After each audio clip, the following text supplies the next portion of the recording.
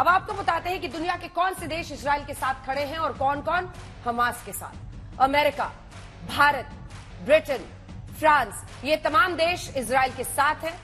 वहीं ईरान, कतार, Lebanon, Pakistan Hamas के साथ खड़े हैं। और हमास के आतंकियों ने जो करतूतें की है बीते 2-3 दिन में, उसकी तस्वीरें आपने देखी ही होंगी। कैसे उन्होंने इजरायली महिला सैनिकों को, आम इजरायली महिलाओं के शरीर को एक तरह से फतेह की निशानी बनाकर धार्मिक नारे लगाए। और ये शर्मसार करने वाले वीडियो सोशल मीडिया पर पूरे विश्व में पहुंचे। लेकिन इसके बावजूद कुछ ऐसे मुल्क हैं जो हमास के साथ खड़ा दिखाई दे रहे हैं। अब आपको बताते हैं इजराइल के प्रधानमंत्री ने क्या चेतावनी दी है। उन्होंने कहा कि उन शहरों को मलबों में तब्दील कर देंगे जहां हमास छिपे हैं। हमास की क्षमता को वो खत्म करेंगे। आर या पार की स्थिति है। साथ ही हम आपको जंग के अपडेट्स भी बता रहे हैं, जिसमें सबसे अहम यह है कि इजराइल के 800 लोगों की अब तक इस हमले में जो हमास की तरफ से की गई है, 800 लोगों की मौत हो चुकी है। गाजा पट्टी पर हवाई हमले जारी है जो इजराइल इस वक्त कर रहा है। इस बीच ईरान ने ओआईसी देशों की इमरजेंसी बैठक भी बुलाई है। देखिए ओआईसी देश और उनकी क्या नीति रहती है, वो किस तरह का दबाव बनाने की कोशिश करते हैं, इन सब पर भी हमारी नजर रहेगी। हम इजराइल की ताकत, हमास के आतंकी हमले से जुड़े तमाम पहलुओं पर चर्चा करेंगे और ये जानने की कोशिश करेंगे कि क्या वाकई इजराइल हमास के आतंक को खत्म कर देगा हमेशा के लिए। हमारे साथ हमारे 2 सहयोगी सीधा इजराइल से जुड़ेंगे। गौरव सावंत हमारे सहयोगी और आशुतोष मिश्रा हमारे सहयोगी हमारे साथ सीधा इस वक्त जुड़ रहे हैं। ड्रोन की खामोश मगर खतरनाक उड़ान, रॉकेट के हमले और फिर जमींदोज होती इमारतें। गाजा में इजराइल और फिलिस्तीनी समूह एक दूसरे के इलाकों पर ताबड़तोड़ रॉकेट दाग रहे हैं। पिछले 3 दिन से चल रहे युद्ध में अब तक 1100 से ज्यादा लोग मारे जा चुके हैं। 1973 के बाद से इजराइल के खिलाफ ये अब तक का सबसे घातक हमला है। लिहाजा इजराइल ने अब तक की सबसे बड़ी चेतावनी जारी की है। इजराइल के प्रधानमंत्री बेंजामिन नेतन्याहू ने कहा है कि जहां कहीं भी हमास तैनात है, छिपा हुआ है या ऑपरेशन कर रहा है, उस शहर को हम मलबे में तब्दील कर देंगे। इजराइल ने चेतावनी के बाद हमास के खिलाफ जंग का ऐलान किया और 10,000 सैनिकों को गाजा पट्टी की ओर रवाना किया है। सबसे नई तस्वीरें देखी। ये गाजा के शुजैया इलाके में इजराइल फौज के बदले का वीडियो है। इजरायली विमानों ने इस हिस्से में आतंकियों के 150 ठिकाने तबाह किए। माना जा रहा है कि इसी जगह से इजराइल पर आतंकियों ने कई हमले किए। इजराइल की राजधानी तेल अवीव में आज तक के 2 रिपोर्टर मौजूद हैं, गौरव सावंत और आशुतोष मिश्रा। पल पल के हालात आप तक पहुंचा रहे हैं। मैं आशुतोष मिश्रा हूं। इस समय इजराइल में ग्राउंड जीरो पर एस्केलॉन, वो शहर जो बीती रात निशाने पर आए हमास के रॉकेट, चूंकि हजारों की संख्या में रॉकेट दागे गए और शनिवार से जो हमला उनका शुरू हुआ है वो इजराइल के दक्षिणी कई इलाकों में लगातार चल रहा है, चाहे वो अश्केलॉन हो, सैडट का इलाका हो। और अभी आप जो मेरे पीछे देख रहे हैं, बीती रात जब यहाँ पर रॉकेट गिरा उसने निशान जो छोड़े हैं लगभग सब कुछ तहस नहस कर दिया। जिसका घर है वो लोग अब आ रहे हैं चीजों को देखने के लिए कि आखिर यहाँ पर क्या बचा हुआ है। और ये देख रहे हैं ऊपर का पूरा हिस्सा जो है सब कुछ तहस नहस हो गया है। हमास के आतंकवादियों ने लगातार इजराइल पर हमला किया। जब तक इजराइल को कुछ समझ में आता उसका बड़ा नुकसान हो चुका था। इजराइल के नुकसान का अंदाजा इसी से लगाया जा सकता है कि उसके 800 लोग हमास के हमले में मारे जा चुके हैं। भारत खुलकर इजराइल के समर्थन में खड़ा है। प्रधानमंत्री जी पहले ही इस बात को कह चुके हैं और मैं वही बात दोहराना चाहती हूँ। Stand with Israel at this difficult juncture. दूसरी ओर कांग्रेस वर्किंग कमेटी ने फिलिस्तीन के समर्थन में प्रस्ताव पास किया। प्रस्ताव में कहा गया, कांग्रेस वर्किंग कमेटी मध्य पूर्व में शुरू हुई जंग पर चिंता जाहिर करती है और फिलिस्तीनियों के अधिकार का समर्थन करती है। सीडब्ल्यूसी मांग करती है कि तुरंत युद्ध विराम लागू हो और सारे विवादित मुद्दों पर बातचीत शुरू हो। उधर फिलिस्तीन के समर्थन में पीडीपी भी खड़ी है। ओवैसी भी इजराइल को शोषक बता रहे हैं। फौज की तरह वहाँ के लोगों को हरासा कर रही है, मार रही है, उनको कत्लो गारत कर रही है। उसके साथ साथ हम जो हमस ने वहाँ किया उसकी भी मजम्मत करते हैं।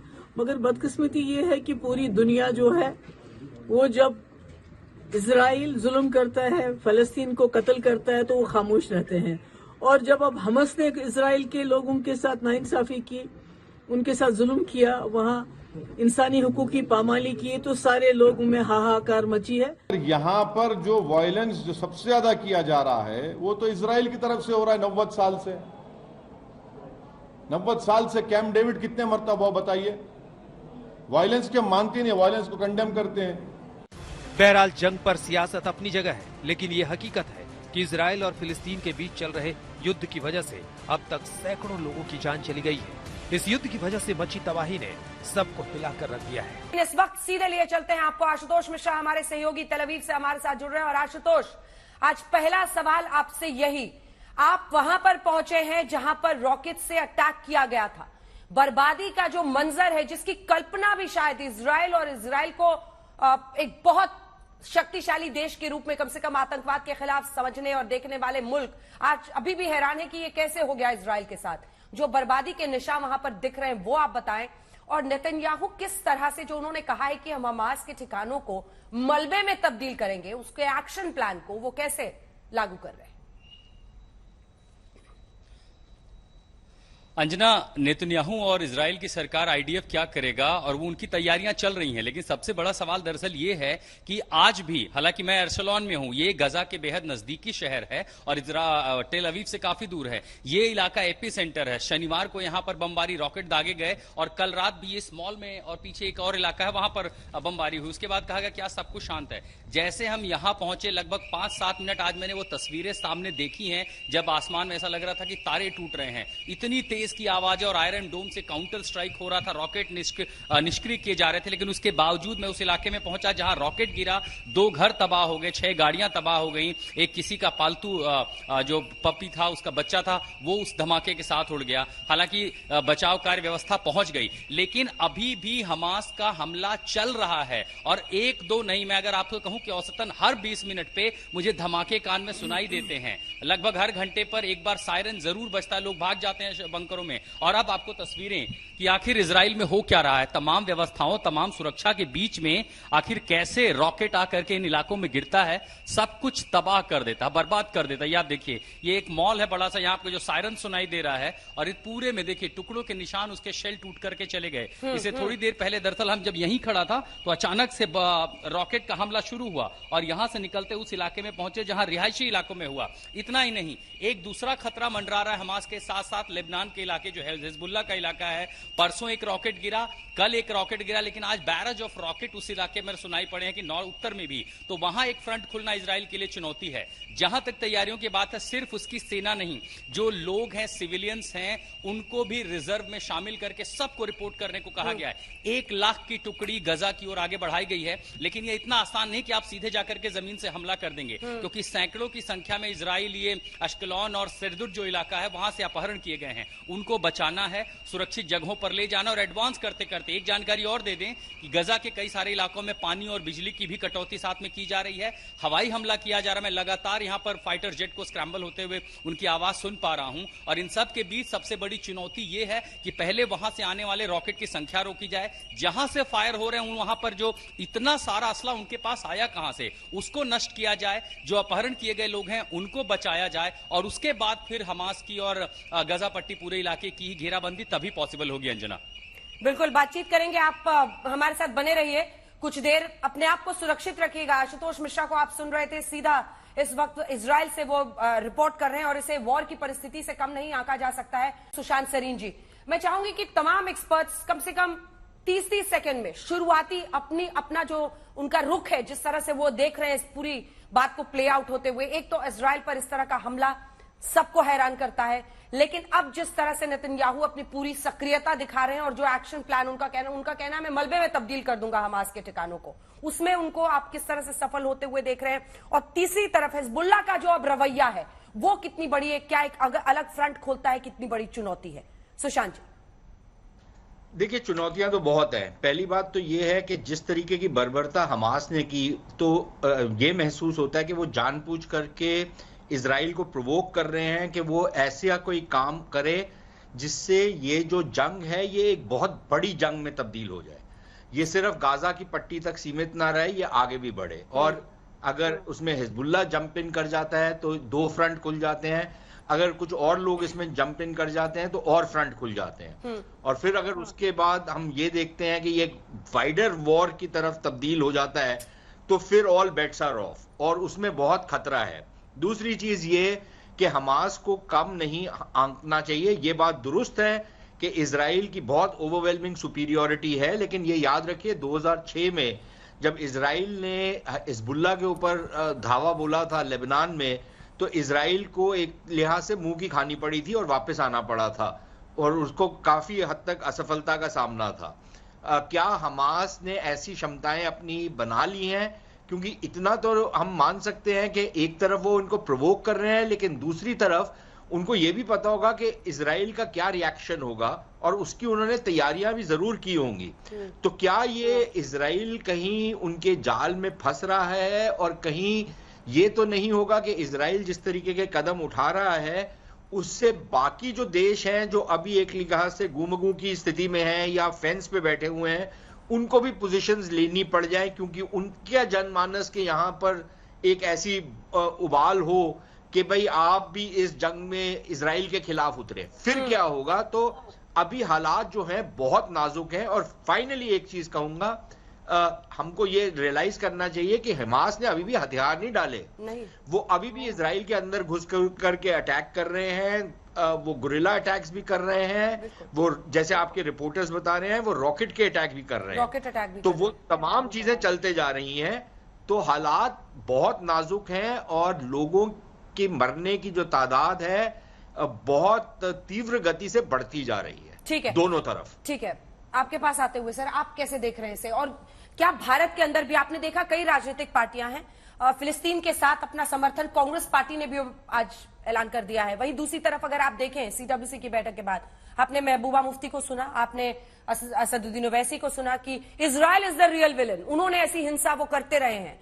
आप कैसे देखते हैं भारत के? देखो अंजना, मैं ऐसे देखता हूं, सच्चाई ये है कि कहीं ना कहीं इजराइल सरप्राइज होगा और ये जो हमास ने अटैक किया है ये वेल प्रिपेयर्ड है, बहुत कोऑर्डिनेटेड था, लगता है काफी समय से इसकी तैयारी हो रही थी और इसमें सिग्नेचर ईरान की इसके अंदर डायरेक्ट इन्वॉल्वमेंट है। और अभी देखो जब अटैक कर दिया हमास ने 5000 रॉकेट और उसके बाद काफी नुकसान कर दिया इजराइल का, अभी हिजबुल्लाह भी कहीं लेबनान की तरफ नॉर्थ से स्टार्ट हो गया है अटैक करना और अब इजराइल के पास कोई चॉइस नहीं, उसने अटैक करना है। कि वो रॉकेट मोटर्स वहां से फायर कर रहे हैं। बिल्कुल बिल्कुल। देखो सच्चाई ये है कि फ्रंट का खुलना बहुत जरूरी और ये बहुत मायने रखता है। देखो ये सच्चाई ये है, अब इजराइल के पास कोई चांस नहीं है, इजराइल ने अब रिएक्ट करना है, वॉलंटरी करना है, क्योंकि ये बेंजामिन नेतन्याहू के लिए एक सर्वाइवल का क्वेश्चन है। ये सच्चाई है कि इसके अंदर ईरान तो कहीं जंप नहीं मार देगा, इसका एक डर बना रहेगा। अभी अगर आप सिचुएशन देखें, ये सोच समझ के क्यों किया गया है, कहीं ना कहीं ऐसा लगने लग गया था कि जो मिडल ईस्ट के अंदर इजराइल और सऊदी और यूएई और बाकी मुस्लिम कंट्री के साथ रिलेशन बढ़ते जा रहे थे और कहीं ना कहीं पैलेस्टीन के ऐसा लग रहा था कि कहीं पैलेस्टीन कॉज को भूला नहीं जाए, इसलिए हमास ने जानबूझ के ये एक प्रकार से कार्रवाई की है, क्योंकि इस पे इजराइल काउंटर अटैक करेगा, इसके ऊपर रिएक्ट करेगा, इसमें पैलेस्टाइन की कैजुअलिटी होंगी, जो लोग हैं सिविलियन, और उससे उनको सिंपैथी आएगी। और जो मुस्लिम वर्ल्ड आज जो फेंस सीटर है, चाहे सऊदी है, यूएई है, ओमान है, ऐसे देश भी उनके साथ आ सकते हैं, ऐसा सोच विचार किया ईरान लग गया है इसमें, क्योंकि ईरान ने ओआईसी कंट्रीज की इमरजेंसी बैठक बुला ली है, तो वो इस तरफ पूरी कोशिश और ताकत झोंक देगा कि इन तमाम मुल्कों को अगर वाकई फेंस सिटर्स हैं अब तक तो वो इजराइल के खिलाफ हो जाए। लेकिन बिशंबर दयाल जी, आपके पास आते हुए ये तस्वीरें हम दिखा रहे थे, अब बात इसी की होती है ना, क्योंकि हमने दिखाया है और पूरे विश्व ने देखा है किस तरह से हमास के आतंकी इजरायली महिला सैनिकों को, इजरायली आम महिलाओं को, उनके शरीर को लहूलुहान करने के बाद उस पर वो धार्मिक नारे चिल्ला चिल्लाकर फतेह की कहानी लिखने की कोशिश कर रहे हैं। इन तस्वीरों को विश्व कैसे दरकिनार कर सकता है? ये सब कुछ साफ इशारा करते हैं कि किस तरह से आम नागरिकों पर, महिलाओं पर, बच्चों पर ये हमले हुए हैं। एग्जैक्टली ऐसे में मेरा प्रश्न तो पूरा होने दीजिए सर, ऐसे में मेरा प्रश्न सुनिए, एग्जैक्टली माय पॉइंट। ऐसे में अब अगर देश के अंदर की ही कुछ पार्टियां इजराइल को विलेन बताती हैं, भारत कहां पर खड़ा रहे? ये भी तो एक चुनौती है। कई ऐसे लोग हैं, ऐसी आवाजें हैं देश के अंदर जो इजराइल के साथ खड़े होने पर मौजूदा सरकार के खिलाफ बोल रही हैं कि इजराइल विलेन है, असल विलेन इजराइल है। लेकिन ये तस्वीरें बता रही हैं कि हमास के आतंकी क्या क्या कर रहे हैं। देखिए, वो एक टेररिस्ट ऑर्गेनाइजेशन है अंजना, और टेररिस्ट ऑर्गेनाइजेशन इस किस्म की टैक्टिक्स, इस किस्म की इस किस्म की दरिंदापंथी करती है। आप वहां की बात कर रहे हैं, हमारे यहां भी टेररिस्ट ऑर्गेनाइजेशन इस किस्म की दरिंदापंथी कर रही है, और मैं नहीं समझता कोई भी बुद्धिजीवी टेररिस्ट ऑर्गेनाइजेशन का इस किस्म से साथ दे रहा होगा। पैलेस्टाइन का मुद्दा और इजराइल का मुद्दा अलग मुद्दा है, और हमास का जो प्रेजेंट अटैक है, मैं समझता हूं वो एक हमास की क्या स्ट्रैटेजी थी, उसकी स्ट्रैटेजी, उसका ऑब्जेक्टिव बिल्कुल क्लियर था। एक मुद्दा जिसको दुनिया भूल गई थी, उसने उसको वर्ल्ड के सेंटर स्टेज पर लाकर खड़ा कर दिया। एक मुद्दा जो कि हमेशा से इजराइल इतना पावरफुल था और इतना नॉन बॉर्डर्ड था, उस मुद्दे को इजराइल को सोचने पे बाध्य कर दिया, इजराइल के अंदर हाहाकार मचा दी, इजराइल का मोराल एकदम से इजराइल के अंदर साइकोलॉजिकल फियर कर दिया। और तीसरा जो फेंस सिटर जिनकी हम बात कर रहे हैं, जो इजराइल की तरफ झुक चुके थे, उनको सोचने पर बाध्य कर दिया। ये हमास का ऑब्जेक्टिव था। देखिए, जो पैलेस्टीनियन और इजराइल की जो 70 साल की जो इस वेस्ट बैंक की, गाजा की, लेबनान की, ये जो दुनिया में जो ये चल रहा है, इसमें डिवाइडेड हैं लोग, इसमें क्लियर कट ड्रॉ लाइंस है, इसमें कोई नई बात नहीं है कि ईरान उनके हक में बोल रहा है, ये सब सिंबॉलिक है। जहां तक भारत की बात है, मैं समझता हूं जो सरकार का स्टैंड है, भारत का वही स्टैंड है।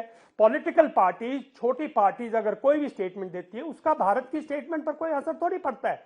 और इजराइल खुद डिवाइडेड था, तभी तो ये हुआ है। इजराइल के अंदर पिछले 6 महीने से खुद द्वंद्व मचा हुआ था। जब इजराइल के अंदर इस किस्म के हालात थे और नेतन्याहू की कुछ पॉलिसीज को लोग ऑब्जेक्ट कर रहे थे, तभी तो हमास ने एक दिन में नहीं किया, पिछले 4-5 साल से इसकी प्रिपरेशन थी। इसको फूल किया कंप्लीट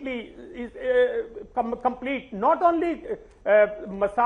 ओनली इजरायली इंटेलिजेंसीज को, बल्कि ग्लोबल इंटेलिजेंसीज को।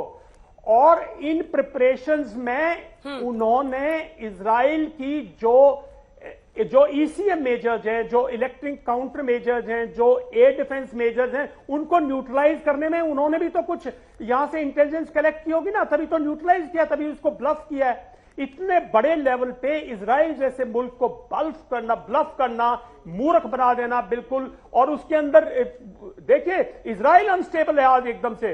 तो इस माहौल को क्रिएट करने ना उनको कम से कम 5-6 साल की प्लानिंग लगी है। तो आप अभी ऐसे मत जाइए, भारत का पॉलिटिकल करेक्ट स्टैंड है, उसको डाइल्यूट मत कीजिए। किस पार्टी ने क्या कह दिया, ओवरसीज ने क्या कह दिया, ये बड़े छोटे छोटे इंडिविजुअल स्टेटमेंट्स हैं। भारत का स्टैंड क्लियर है, इजराइल हमारा दोस्त है, स्ट्रेटेजिक पार्टनरशिप है, डिफेंस स्ट्रेटेजिक पार्टनरशिप है, और इजराइल हमें सपोर्ट करता रहा है। इंडिया इजराइल के उसको, लेकिन एक बात भी ध्यान रखिए कि इंडिया एक उन कंट्रीज में से था जो यहां पीस चाहता था, जो यहां मुहिम करता था पीस के लिए, बिकॉज ये एक हकीकत है, गाजा एक हकीकत है, वेस्ट बैंक एक हकीकत है, लेबनान एक हकीकत, क्या उन लोगों की एक हकीकत नहीं है? इजराइल का वहां रहना एक हकीकत है। पीसफुल कोएग्जिस्टेंस के लिए भारत ने प्रयास किया था, और बाकी दुनिया तो बहुत पीछे हट चुकी है। वेस्ट का कोई इंटरेस्ट नहीं है, और चाइना, ईरान, ये सब कंड्यूटिव रोल्स प्ले करते हैं। ये सोचना भी कि ईरान ओपनली सपोर्ट करेगा, कल लड़ाई में ज्वाइन करेगा, ये सब बहुत दूरदर्शी बातें हैं। ये लोकल कॉन्फ्लिक्ट है, लोकल रहेगा, इनडायरेक्ट सपोर्ट सब करेंगे, सिंबॉलिक स्टेटमेंट्स आएंगी, बाइडेन भी स्टेटमेंट देगा, सब स्टेटमेंट देंगे। ये पिछले 70 साल से देख रहे हैं, ये तो ऑलरेडी नोन डिवाइड लाइन्स है। तो ये एक मुद्दा है, मैं समझता हूं बहुत चैलेंजेस हैं, जैसे बोला उन्होंने, बहुत चैलेंजेस है आज इजराइल के सामने। लेकिन प्रोफेसर आसिफ रमीज दाऊदी हमारे साथ जुड़ रहे हैं, और आपसे मैं समझना चाहूंगी, ओआईसी की बैठक बुलाई है ईरान ने, इमरजेंसी बैठक, क्या लगता है सऊदी के रुख को लेकर, सऊदी अरेबिया से लेकर जो तमाम ऐसे ओआईसी कंट्रीज है, मेंबर कंट्रीज है, उनके रुख को लेकर क्या आपको रुख समझ में आ रहा है? लेकिन उससे पहले खबर ये आ रही है कि यूरोपियन यूनियन की कल बड़ी बैठक होने वाली है इजराइल के ही मुद्दे पर। यूरोपियन यूनियन देशों के विदेश मंत्री बैठक करेंगे, और वो ये तय करेंगे इस बड़ी बैठक में कि क्या रुख अपनाना है। ये तो तय है कि एक बार फिर नए सिरे से, जैसा विशंबर जाल साहब आपने बताया, फोरफ्रंट में ऐसे मुद्दे को जो कई सालों से, दशकों से चल रहा था, उस मुद्दे को फोरफ्रंट में हमास ने इस आतंकी हमले के साथ किया है। इजराइल ने इतना बड़ा आतंकी हमला एक साथ, चारों तरफ से इतने सारे रॉकेट अटैक्स एक साथ कभी नहीं देखे थे। इतनी बड़ी चुनौती इजराइल के सामने कभी नहीं आई थी। बहुत एक तरह से वो वल्नरेबल दिखा। एक वक्त पर ऐसा लगा कि उसकी जो खुफिया एजेंसी सबसे ताकतवर विश्व में मानी जाती थी, वो कैसे फेल हो गई रीड करने में सिचुएशन को। लेकिन मिस्टर आसिफ, जो सवाल मैंने आपसे पूछा था, ओआईसी कंट्रीज का मौजूदा रुख और ईरान की जो ये लॉबिंग की कोशिश है ओआईसी कंट्रीज को कि उसको हम इजराइल के खिलाफ करें, उसमें क्या होता हुआ आप देख रहे हैं? देखें अंजना जी, सबसे पहले मैं आपको बताऊं कि अभी के मौजूदा हालात में जो दुनिया की हालत चल रही, खासतौर से कोरोना के बाद और जब यूक्रेन और रशिया के हालात, फूड शॉर्टेजेस, कितनी परेशानियां आई, वैसे में अगर इस तरीके की कोई सिचुएशन क्रिएट हो जाती है और अगर किसी जैसे कि इजराइल के प्राइम मिनिस्टर ने खुद ही कहा कि वी आर इन वॉर, अगर ऐसी कोई सिचुएशन आती है तो दुनिया में जितने भी बड़े ऑर्गेनाइजेशंस हैं उनका फर्ज भी बनता है और वो कोशिशें भी वैसे ही होंगी कि किसी भी तरीके से डी एस्केलेशन की तरफ ये जाए और किसी भी तरीके से को एग्जिस्टेंस की बात हो और पीस जो होता है, एक रीजनल और इंटरनेशनल पीस की जब बात होती है उसी पे बात होनी चाहिए और उसी पे मुझे लगता होगी। जहां तक सवाल है मिडिल ईस्टर्न कंट्रीज का, आप चाहे यूएई की बात करें चाहे सऊदी अरब की बात करें, तो मैं आपको बताऊं जो ग्लोबल कॉल था फॉर डी एस्केलेशन, उस पर इन तमाम कंट्रीज ने खुल के ये बात कही है कि किसी भी तरीके से ये जो कॉन्फ्लिक्ट है इसको कम किया जाए। और यहाँ का जो मामला है इस इलाके का, ये अभी डेवलपमेंट की बात कर रहे हैं, ये अभी इनका विजन है। अगर अब सऊदी अरब की मैं बात करूं तो 2030 जो विजन है, यहाँ की जो शानदार लीडरशिप है, ये बस ये चाहती कि पीस हो, किसी भी तरीके से ऐसा कोई भी मामला नहीं आए जिससे कि ये तमाम जो अभी ब्लॉक्स बन रहे हैं, तमाम जो हालात खराब हो रहे हैं, वो और खराब से खराब होती चली जाए। तो मुझे लगता है ओआईसी की जो एक मीटिंग हो, चाहे उसमें लॉबिंग हो चाहे कुछ भी हो, लेकिन जो अभी एक इंसानियत का जो पहलू होता है, वक्त की जो जरूरत होती है और जो यहाँ की जो एक विजन है, उसको देखते हुए इस पूरे इलाके की, पूरे मिडिल ईस्ट की मैं बात कर रहा हूँ, मैंने देखा है, मैं ये समझ रहा हूँ, अगर इसको एनालाइज करूँ तो कोई भी नहीं चाहेगा। मिस्टर दाऊदी, मौजूदा तो ठीक है, लेकिन जिस तरह से अब इजराइल अटैक कर रहा है वापस, उसके बावजूद आप मानते हैं कि इस तरह का रुख रहेगा? देखें, अगर आप इजराइल के वापस अटैक करने के बाद देख रहे हैं रुख रहने की, तो स्ट्रेटजीज तो बदलती रहती हैं, लेकिन इसका मामला देखें, ये जो अभी हुआ है बहुत गलत हुआ, मैं तो कंडेम कर रहा हूं। लेकिन जब लोग हिस्ट्री की बात करते हैं, जब आप 100 साल पीछे जाते हैं तो देखते हैं ये तमाम चीजें ऐसी चलती रहेंगी क्या? तो दुनिया की जो जितनी भी ऑर्गेनाइजेशंस आप देखें, यूएन के अंदर भी देखें कि अभी एक मीटिंग हुई थी, 15 मेंबर्स को वहां पे बुला के यूएस ने कोशिश करी कि किसी भी तरीके से कॉन्सेंसस हो, एग्रीमेंट हो, लेकिन और खबर इस वक्त आ रही है, अपने दर्शकों को बता दें, वो ये है कि हमास के हमले में 9 अमेरिकी नागरिकों की मौत हुई है। इजराइल ने पूरी गाजा पट्टी पर कब्जे का आदेश दिया है। गाजा पट्टी पर लगातार अब हमले हो रहे हैं। हमास के हमले में 9 अमेरिकी नागरिकों के भी मारे जाने की खबर है। सुशांत सरीन जी, इससे पहले कि मैं आपके पास आऊं, एक जनसमाज में आपसे रिएक्शन चाह रही थी। आपने कहा ईरान का हाथ आपको दिखता है, ईरान का ब्लूप्रिंट आपको क्यों दिख रहा है? हमास के हमले में ईरान का ब्लूप्रिंट कैसे दिख रहा है? देखो अंजना, ये सच्चाई है कि हमास के पास इतनी काबिलियत नहीं है अकेले वो कुछ कर सकता, उसको मदद चाहिए। पहले भी ईरान बहुत मदद करता रहा है, ईरान हमास को नहीं हिजबुल्लाह को भी मदद करता है। और ये सच्चाई है कि एक ईरान ने, देखो उसके पास काबिलियत और क्षमता है कि उसने एक प्रकार तो सबसे अच्छा ड्रोन बना, शाही ड्रोन बना। ये अलग बात है, आज तक वो न्यूक्लियर वेपन नहीं बना पाया, उसकी वजह भी इजराइल ही है। मगर क्योंकि इजराइल उसके जो स्टेज पे पहुंचने नहीं देता, उससे पहले हमला कर देता है। मगर ये सच्चाई है कि जो अब टर्निंग इफेक्ट होगा पूरे मिडिल ईस्ट में, वो देखने लायक होगा, क्योंकि अब जो सिचुएशन बदलेगी, जिस तरीके से पैलेस्टाइन की कैजुअलिटी होंगी, सिविलियंस की कैजुअलिटी होगी, उससे क्या ये रुख वैसा ही रहेगा जो अभी तक है। क्योंकि अभी रिप्रोचमेंट हो रही थी सऊदी, यूएई और इजराइल के रिलेशन, ओमान के रिलेशन, एक सारा का सारा जो एक प्रकार से ऐसा लग रहा था शांति का माहौल आ जाएगा। भारत से लेके मिडिल ईस्ट और यूरोप का इकोनॉमिक कॉरिडोर बनेगा, इकोनॉमी पे ज्यादा ध्यान दिया जाएगा, और भारत के लिए तो बहुत अच्छी बात थी। मगर जिस प्रकार से ये सिचुएशन अनफोल्ड हुई है, वो कहते हैं ना इजराइल के ये एक 9/11 है, तो अब आर पार की लड़ाई तो करनी पड़ेगी। क्योंकि जो अभी तक वो सॉफ्ट थे, अब उनको पता है कि ऐसा कभी आगे भी हो सकता है। तो मुझे लगता नहीं कि अब इजराइल कहीं रुकने वाला है बीच में। उसका क्या होगा, कितना होगा, ये समय बताएगा। क्योंकि हिजबुल्लाह ने भी अभी नॉर्थ से हमले स्टार्ट कर दिए हैं, और दोनों तरफ कैजुअलिटी हुई है, और कैजुअलिटी जो इजराइल की हुई है और बाकी जो इंटरनेशनल कैजुअलिटी हुई है वो इतनी ज्यादा है कि अब इजराइल को आर पार की लड़ाई लड़नी ही लड़नी है। और इसका इंपैक्ट अब क्या होगा मिडिल ईस्ट में, इसका अभी समय बताएगा। मगर ये सच्चाई है जो यूरोपियन कंट्रीज हैं हाँ। वो इजराइल के साथ खड़ी है, और भारत का रुख है वो बड़ा बैलेंस है। भारत ने कहीं ये नहीं बोला पैलेस्टाइन, भारत ने बोला जो हमास एक टेररिस्ट ऑर्गेनाइजेशन है उसने जो हमला किया है, हमास हो या आतंकी संगठन, उनकी करतूतों के खिलाफ करते हैं। ठीक तो है, इसमें कोई शक नहीं है, भारत पैलेस्टाइन कॉज के साथ शुरू से खड़ा है। मगर सुशांत जी, आपके पास आते हुए, जिसको अंग्रेजी में कहते हैं how difficult is to be Benjamin Netanyahu today, उनके लिए कितना बड़ा चैलेंज आज है? क्योंकि जिस सिचुएशन में वो घिर गए हैं, अपने देश के अंदर 800 से ज्यादा नागरिकों की मौत हो चुकी है। अभी खबर आई 9 अमेरिकी भी उसमें है। अभी भी हमास आतंकी हमले इस तरह के कर रहा है, हिजबुल्लाह का फ्रंट खुलना, दूसरी तरफ अब वो अटैक्स कर रहे हैं गाजा स्ट्रिप पर, और जाहिर तौर पर वो कह रहे हैं हमास के ठिकानों पर ही कर रहे हैं, लेकिन ऐसा मुमकिन है कि और भी लोग उसमें मारे जाएं। फिर वो घिरेंगे कई मुल्कों में जो उसको क्रिटिसाइज करेंगे। कितनी बड़ी चुनौती इस आदमी के लिए इस वक्त? मेकल, बहुत बड़ी चुनौती है। देखिए, एक तरफ तो उनके लिए अपनी जो डोमेस्टिक राजनीति है उसकी चुनौती है, क्योंकि एक बहुत बड़ा फेलियर हुआ है, और उस फेलियर का जो घड़ा जब फूटेगा तो वो नेतन्याहू के सर पे ही फूटेगा। ये तो लाजमी है, और ये कभी ना कभी तो होगा। जब ये जंग थोड़ी बहुत सेटल डाउन होगी तो उसके बाद लोग बहुत सवाल जवाब करेंगे इस पर। तो एक तो वो उनके लिए चैलेंज है। दूसरा चैलेंज मेरी नजर में जो बहुत बड़ा उनके लिए चैलेंज है, ये अब इजराइल की सर्वाइवल की लड़ाई हो गई है। ये सिर्फ बात सिर्फ अब ये भाई आप बदला लेने की बात नहीं है। जो दूसरा आदमी कर रहा है वो भी कुछ सोच समझ के ही कर रहा है ना, वो ऐसे पागल तो नहीं आके कर रहा ना। उसने भी बड़ी तैयारियां की हैं। शायद जैसे जनरल साहब कह रहे थे 5 साल नहीं तो कम से कम कुछ महीने तो उन्होंने इसमें बहुत तैयारियां की है, शायद चंद साल भी की हो। क्योंकि आप 5000 10,000 रॉकेट जो आपने दागे हैं, और ये केवल हमास वालों ने दागे हैं, अभी हिजबुल्लाह के पास और 10 से 15,000 रॉकेट्स का आर्सेनल है। तो अगर ये तैयारी आप ओवरनाइट तो नहीं कर सकते, आप 1-2 महीने में तो नहीं कर सकते, ये कई वर्षों से शायद चल रही होगी। तो वो भी एक प्रॉब्लम होगी कि अगर आप अंदर घुसते हैं तो फिर आप इसको टैकल कैसे करेंगे।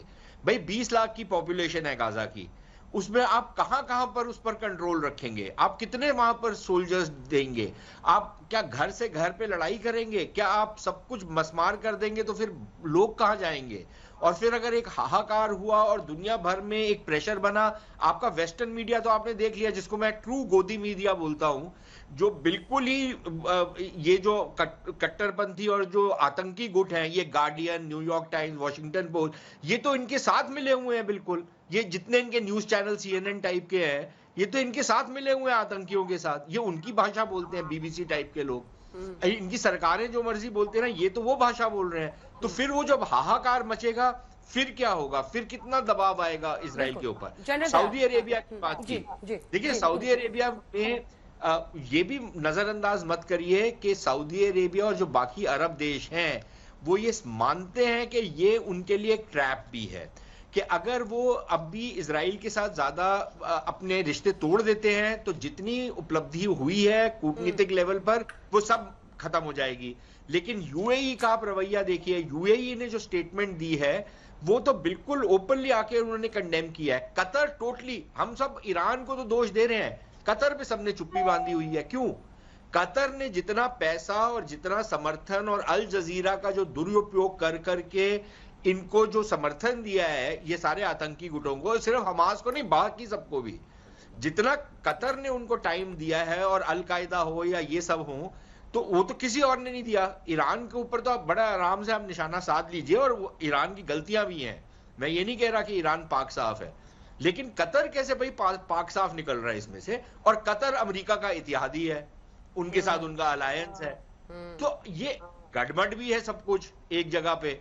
और अब प्रॉब्लम ये होगी साथ में तुर्की बहुत लोग ये मानते हैं कि बहुत सारा जो ये असला आया है ये टर्की से आया है।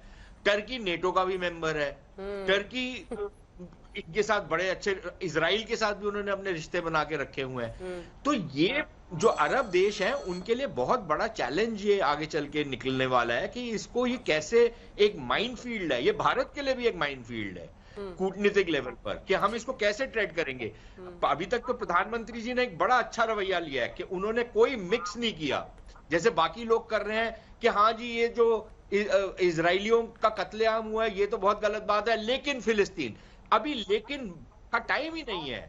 अभी टाइम ये है कि जिन्होंने ये युद्ध शुरू किया, जिन्होंने ये कत्लो-गारत की, जिन्होंने ये बर्बरता की, उनकी निशानदेही की जाए, उनको कटहरे में खड़ा किया जाए। जो बाकी राजनीतिक चीजें हैं वो बाद में, आप उस पर विवाद हो सकता है, उसमें बातचीत हो सकती है, उसमें सलाह मशवरा हो सकता है, लेकिन वो बाद की बात है, अभी नहीं करना। और मैं कल भारत ने जो रवैया अडॉप्ट किया है कि वो धूल मूल वाला नहीं, ये भी और वो भी, ये नहीं किया हमने सीधी साफ बात की है कि ये आतंकी हमला है, हम इजराइल के साथ खड़े हैं। ठीक है जनरल दयाल, आपके पास आते हुए, ठीक है जनरल दयाल, आप किस तरह से देख रहे हैं अगर बेंजामिन नेतन्याहू ये कहते हैं कि मैं हमास के ठिकानों को मलबे में बदल दूंगा, गाजा पट्टी में लगातार इस तरह के हमले हो रहे हैं, क्या हमास को का अंत कर देना और इस तरह से उसको पूरी तरह से नस्तनाबूद कर देना मुमकिन है? देखिए, कुछ शब्दों में कहो तो मैं एकदम स्पष्ट बोलूंगा, देखो इतना बड़ा मुमकिन नहीं है ऐसे 2.5 मिलियन लोगों को खत्म कर देना। आप गाजा स्ट्रिप की कंस्टिट्यूएंट देखो, कितना थिकली पॉपुलेटेड है, कितना थिकली कंस्ट्रक्टेड है, बहुत कोलेटरल डैमेजेस होंगे, बहुत सिविलियंस की मौत होंगी, इसमें कोई शक की बात नहीं है। लेकिन क्या उसके पास इतनी मैन पावर है? एक्चुअल में वो अभी एयरफोर्स यूज करेगा, ड्रोन्स यूज करेगा, यूएवी यूज करेगा, कोवर्ट ऑपरेशंस करेगा और इनको एलिमिनेट करेगा जहां जहां उसके इंटरेस्ट हैं। लेकिन आप एक बात का ध्यान रखो, जितने 100-200 आदमी जो कैप्टिव्स हैं वो भी तो हमास के कब्जे में हैं, तो वो भी तो इसको भी तो एक ऐसे कार्ड यूज करेगा। पूरे के पूरे गाजा स्ट्रिप को आप एलिमिनेट नहीं कर सकते ग्लोब के मतलब नक्शे से, और पूरी पॉपुलेशन सरेंडर नहीं हो सकती इस तरह से।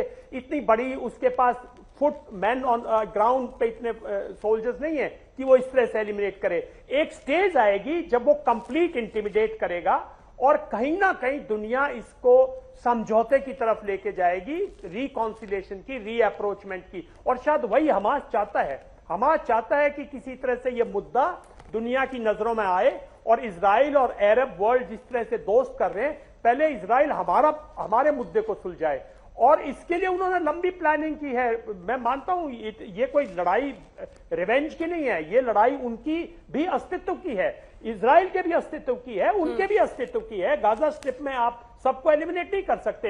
एक स्टेज ऐसी आएगी, मेरा मानना यह है कि जब ये जितने कैप्टिव्स हैं, जितने उन्होंने होस्टेजेस लिए हैं, ये एक मैं समझता हूं एक ट्रम्प कार्ड की तरह यूज किया जाएगा और कहीं ना कहीं एक बातचीत का हल निकालने की दुनिया कोशिश करेगी, वरना ये लड़ाई चल सकती है। नेतन्याहू कुछ भी बोले, उनके यहां भी डिसेंशन है, क्योंकि जो आज के दिन मैं एक बात कहना चाहता हूं, आज मैं कुछ अपने इजरायली फ्रेंड से इजराइल में बात कर रहा था, आज के दिन वो कोई सवाल नहीं उठाएंगे, पूरा मुल्क एक है, पूरा नेतन्याहू के साथ है, लेकिन उनको भी बहुत शॉक में है लोग बाग। मैंने पहली बार ऐसे उनको साइकोलॉजिकली स्केर्ड देखा, फियर्ड देखा है कि भाई हमारे अस्तित्व को खतरा है। लड़ाई होगी, लंबी चलेगी, लेकिन मैं समझता हूं कि मैप से गाजा स्ट्रिप को आप नहीं हटा सकते, आप वेस्ट बैंक को नहीं हटा सकते, आपको कहीं ना कहीं दुनिया को इंटरफेयर करके इस मुद्दे को सुलझाना पड़ेगा। सुलझाना नहीं तो एक पीसफुल एनवायरनमेंट क्रिएट करना। जनरल सिवाज, अब इजराइल को अटैक करना है, काउंटर अटैक करना है, और इसके अंदर जो हमास के एक प्रकार डिफेंसिज हैं वो टनल डिफेंसिज है और वो बिल्टअप एरिया में उन्होंने जानबूझ के बनाया, और इसमें कोलेटरल डैमेज होगा। जितना कोलेटरल डैमेज होगा मुझे लगता है हमास को एक सिंपैथी मिलेगी, और यही कहीं ना कहीं उसने जानबूझ के इजराइल को प्रवोक किया है कि कहीं ना कहीं पैलेस्टाइन इशू एक तो आए मेन पे, और ये जो रिलेशनशिप इंप्रूव हो रहे थे इजराइल के सऊदी से, यूएई से, ओमान से, इसमें थोड़ा बहुत खटास आए, क्योंकि अभी तक तो मुस्लिम वर्ल्ड साथ में न्यूट्रल भी है काफी हद तक, एक्सेप्ट टर्की, ईरान और कतार जैसे देश देख के। मगर अब धीरे धीरे इनका रुख चेंज हो सकता अगर ये लड़ाई लंबी खिंचती है और बहुत ज्यादा सिविलियन कैजुअलिटी होती है, कोलेटरल डैमेज होता है, और यही एक डर है। लौट रही गौरव सावंत हमारे सहयोगी इस वक्त सीधा ग्राउंड जीरो से हमारे साथ जुड़ रहे हैं। गौरव, आप एक तरह से जान पर खेलकर इसको कवर कर रहे हैं, किस तरह की परिस्थिति इस वक्त वहां पर बनी हुई है, और जो बेंजामिन नेतन्याहू का कहना है कि वो गाजा में तमाम ठिकानों पर हमले कर रहे हैं हमास के, किस तरह से वो एक्शन आगे बढ़ रहा है?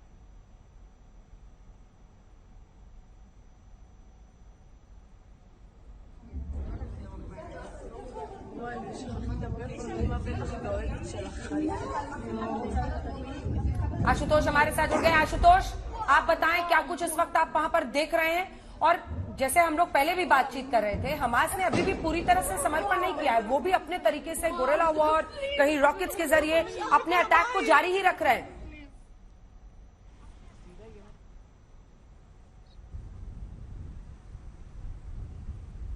आशुतोष से भी शायद संपर्क नहीं हो पा रहा है, क्योंकि देखिए ऐसी जगह पर एक तो उनसे कनेक्शन करना भी मुश्किल होता है, और तमाम जो बैटरीज उनकी हैं अपैरेटस को यूज करने के लिए, वो भी कई बार उसको रिचार्ज करना बड़ी चुनौती होती है। तमाम मुश्किलों का सामना करते हुए वो आप तक खबरों को पहुंचा रहे हैं।